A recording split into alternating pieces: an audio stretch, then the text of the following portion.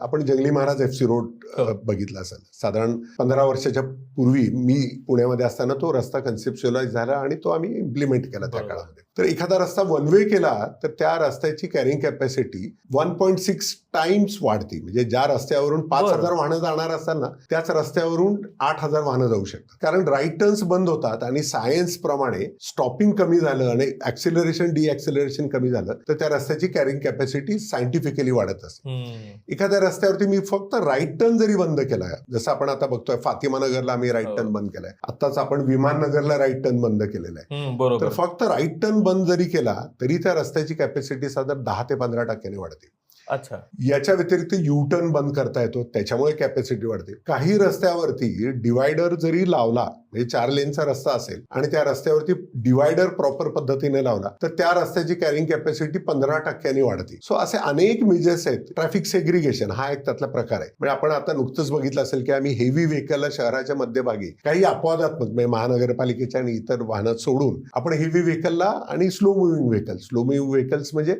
Cranes असतील, road rollers असतील किंवा JCBs असतील, यांना आपण पीक आवर्स मध्ये कमी केलं तरी सुद्धा वाहनाची कॅरिंग कॅपॅसिटी, त्या रस्त्याची कॅरिंग कॅपॅसिटी वाढते.